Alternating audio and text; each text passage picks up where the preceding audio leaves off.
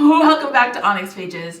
So this is the massive 9 books, 8 books, 7 books, I don't know, lots of books. I'm going to be talking about books that I've read in 2021 that I haven't had an opportunity to review. There are more than what I'll be talking about in this series, but here we are, right? We celebrate any win. So today I'm going to be talking about The Year I Flew Away by Marie Arnold.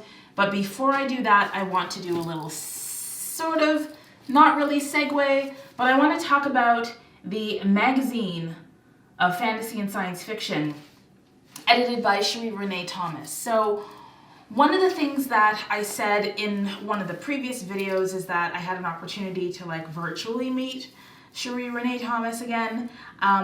And she is the editor of the magazine of fantasy and science fiction. And this, my dear friends, is the November-December issue of the magazine. Now, I've talked about this in one of my recent Friday Reads videos because I read this story, and this cover is based off of a short story written by the Nalo Hopkinson called Broad Dirty Water, or Water, or Wata. Broad Dirty Water.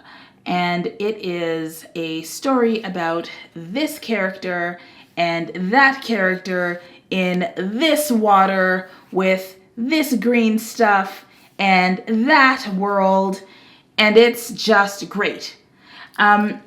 But Cherie, in addition to that, Cherie Renee Thomas wrote a wonderful letter from the editor called Gathering Light. And she says in here, for me, finding light is about simply recognizing that our life is embedded with moments of illumination in the struggle, that the light and dark dance together, and it is my job, challenging as it is sometimes, to surrender to the rhythm the dance creates.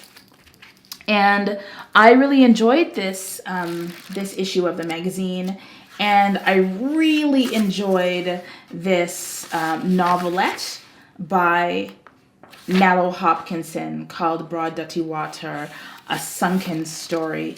It is the first story that appears in this issue, and I haven't read anything by Nalo Hopkinson in a little while, any new work, and so it was amazing to have all of these pages of new work.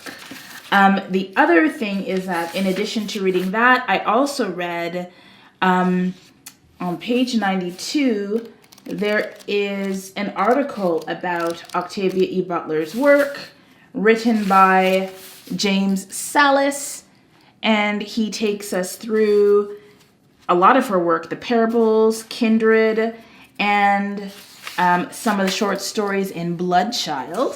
So I enjoyed reading that as well.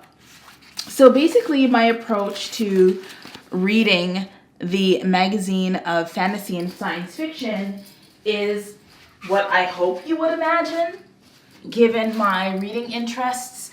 So first of all, I read the letter from the editor, and then I look at the table of contents for writers of Black speculative fiction. And if there are any in the edition, then I make sure to read their work. And then after that, I look to see if there is any other work I'm interested in reading. And then if there is, I read it. So, so far in this one, I've read the Cherie Renee Thomas's letter. I read the James Salis review of Octavia Butler's work, and then the novelette by Nalo Hopkinson. The other really cool thing about this, which I will show you, is at the back, there's index to volumes 140 and 141, January, December 2021. And you can actually read down the side to see which writers have published works or which works were published in the magazine. So for example, let's see, you can see here that Eugen Bacon was in the May-June issue. You can also see that on the next page, I think, let's see here, anybody else that I notice? Anyway, the point is that if you are looking for particular writers, you can look at the back and see if they are featured in any of the back issues, and you can get the back issues, or you can just get a subscription. Now, this is not, so Chimedum Ohegbu wrote, and for my next trick, I have disappeared. This is a novelette. I have the July-August edition, but I haven't read the novelette yet. But Kimmy is amazing. So yes, this is another reason why I really enjoy this magazine. Also, Linda Addison, The Conqueror. So she wrote a poem. I actually read that. And Sonnet to Metascience, The Unawakened. I read those poems as well. So you can use the index at the back as a guidepost to different issues that you might want to look at. So yes, I do suggest that you consider getting a subscription to the magazine of fantasy and science fiction if you're interested. Now you may be asking, Injiri, how much does it cost? So I will say to you that, I don't know off the top of my head. Let me see if it lets us know here. I don't think it does. I don't think the subscription prices are in the actual magazine. I want to say that it's $75 a year, but I don't know. Yeah, I'm not sure how much a subscription costs. So, here it is. Okay. It's actually cheaper than that. You can subscribe for 2 years for $62.97 American, or 1 year for $39.97 American. And the magazine, so the magazine publishes bi-monthly issues. So yes, for the lover of fantasy and science fiction in your life, you might want to consider getting a subscription for your people. Now, the reason I got this was, honestly, it was because of Cherie Renee Thomas. I thought, with a Black woman at the helm, how will that change the magazine? Will there be better representation? I don't know. Like, I can't compare it to before because I hadn't purchased a subscription before. So I will say that I have been pleased by the contents of the magazine, or at least pleased that writers that I recognize and would like to learn about are in, the magazine. There are usually at least 2 to 3 writers that I want to read about in each edition. Now, I think the bar is a little bit low because science fiction and fantasy, like the canon, the mainstream, is still very, very white, but it's moving along. So there is that. Okay.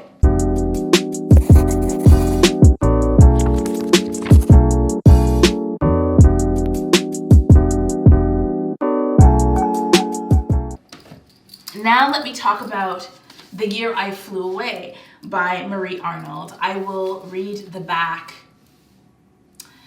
Everything is changing for 10-year-old Gabrielle. She had to leave her friends and family back in Haiti.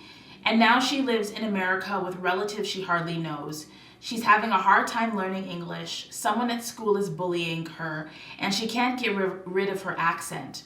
One fateful night, she meets a powerful witch who offers her 3 slices of mango. Each one will grant her a wish. Gabrielle knows better than to trust a witch, but she can't resist.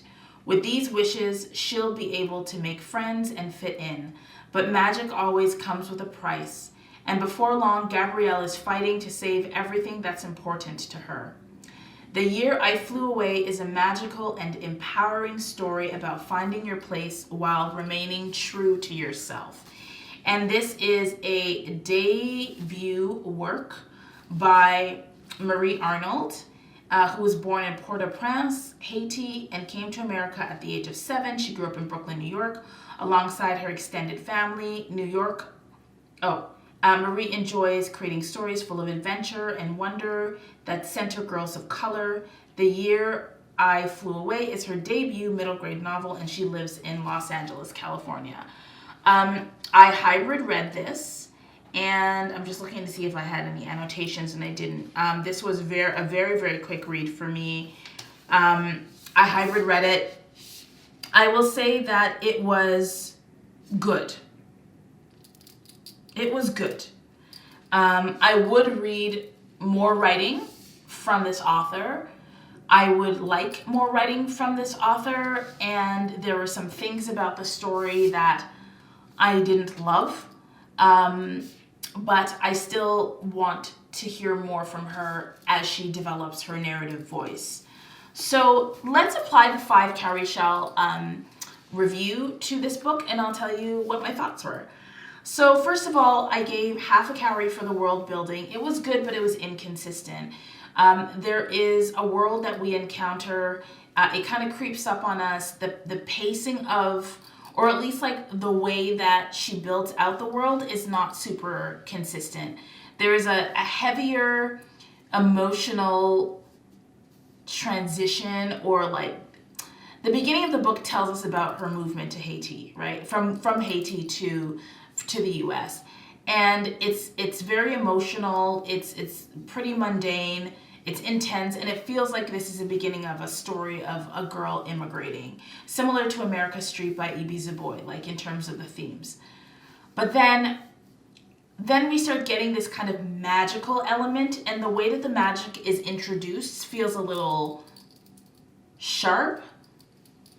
There isn't like a smooth interplay between the fantastical and the mundane, like I have seen in like Root Magic, or in some of the other books that I was talking about in this series of reviews.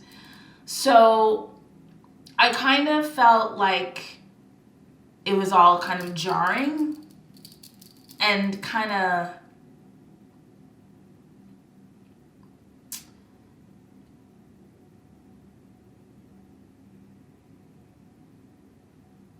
just shocking. Just kind of shocking. Like, oh, now we have a witch. Okay, cool. Oh, wait, but now we're in the school, in the apartment, and now we've got a this and a that, and it didn't quite work. It didn't quite work. And I'm gonna talk about another middle grade book where I think it was done really well, and so I feel like this needed smoother. It's like when you have really beautiful mascara, but you don't fully blend it into the foundation. This needed more blending. Needed some more blending. And I know, because I don't apply mascara. So eyeshadow. I don't apply eyeshadow very well. Like, it's, the lines of demarcation were too sharp between the mundane and the magical. I gave half a cowrie for plot.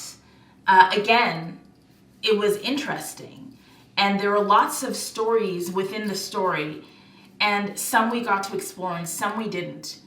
And some accelerated and some were slow. And there wasn't enough of a smooth transition and balance between the various stories that were told. And I feel similarly about the character development. Some characters developed really quickly, some remained flat, some were subject to drastic changes, and I was like, I just need more work on this, more blending.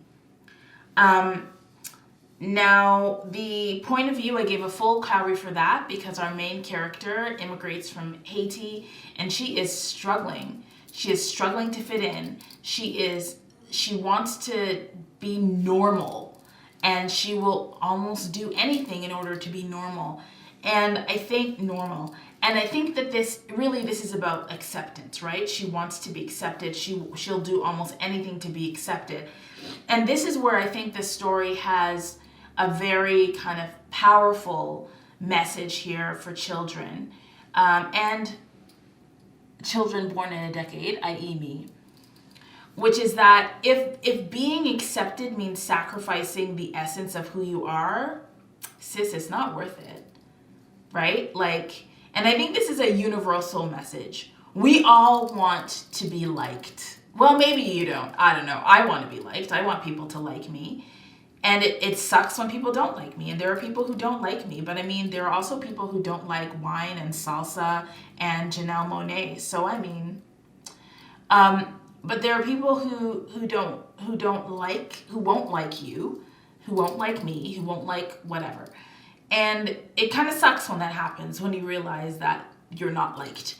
But if what you would have to do to be liked would amount to literally becoming another person, or erasing the things about you that are beautiful and powerful and unique and distinct and different from other people, then why give that up? Why would you give that up? Is the payoff of being liked worth it? Is the cost worth it? And that is the question here, right? You know, like, this main character is given, you know, it is the oldest trick in the book, right? You've got a witch. She sees a vulnerable kid. She preys on the vulnerabilities of that kid. In this case, this kid is vulnerable because people are making fun of her accent, making fun of where she's from, making fun of everything, her hair, her clothes, her money, all of these kinds of things. They're bullying her. And she just wants to be safe at school, and she wants to fit in. And so who wouldn't say yes to a witch who could make her popular and make people like her and laugh at her jokes and all of those things, right? That makes sense. But does it though, right? And so I think that story, and I love the fact that we're talking about like 3 slices of mango, which is really, really cool, because it's not like the apple given to Snow White by the witch, or anything else, like, you know, rubbing the genie, whatever. This is really about her being tempted by something sweet and recognizable in these 3 mango slices. In terms of the magical element, I felt like the witch was really well done, and she was awful. She was a bad, bad, bad witch. I also think that I'm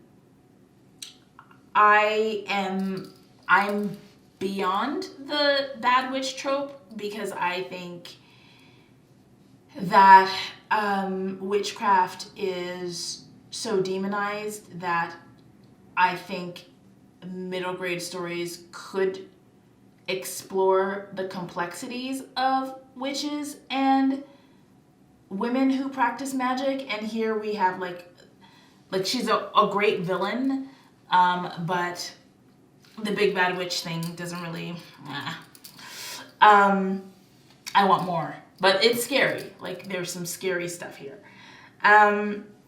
And I don't remember there being any relevance to Black queer lives. I don't remember any queer characters. Maybe there were, I don't know. If there were, they were not memorable. And I will say that the reading experience was a good one, because there were some surprises along the way.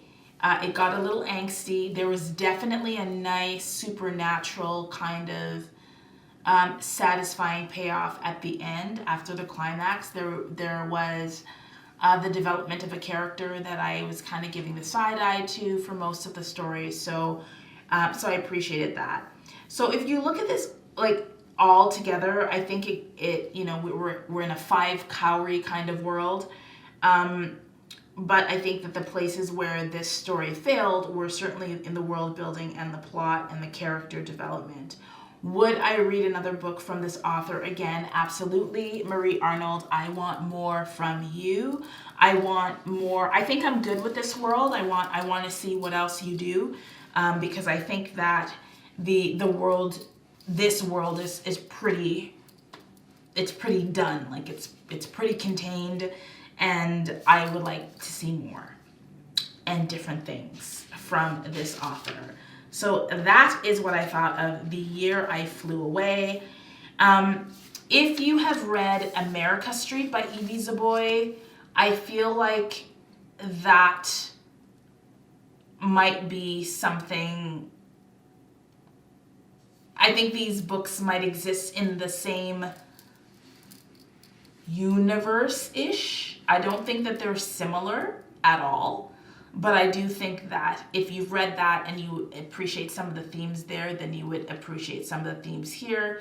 And if you read this and appreciated the themes, you might also appreciate the themes in America Street. But they are written differently. They have, they're different books and different stories with a few themes that are similar. There's actually another book. I don't think it's America Street, but there's another book. Oh, you know what? I'm actually not thinking about America Street. That's more YA-ish. The book that actually I was thinking about is My Life as an Ice Cream Sandwich. So, also by Evie Zaboy. So, My Life as an Ice Cream Sandwich actually could be in sort of the same bubble as The Year I Flew Away. So if you read My Life as an Ice Cream Sandwich, which was absolutely sweet, and I cried, and I felt like it was delivered really well and rendered really well and extremely powerful. There's something about that sort of like immigrant urban experience. And I think that the child who's a protagonist in that story also immigrated from Haiti. I think. I could be wrong. But yeah, this book reminded me of that one. And I think that they play on some similar themes, although this story has more of a pure, like, magical, obvious fantasy element, whereas My Life as an Ice Cream Sandwich takes up magic from the perspective of, like, an potentially overactive imagination, as opposed to, like, an actual witch doing actual witch things. I think I've dug that point into the ground. Yes, that is The Year I Flew Away, and I will show you the cover, and then I'm going to say goodbye, because it's time to move on. But that is the cover. The cover is beautiful. Very, very beautiful. I love the way her braids are kind of flying behind her, and you can see the mangoes.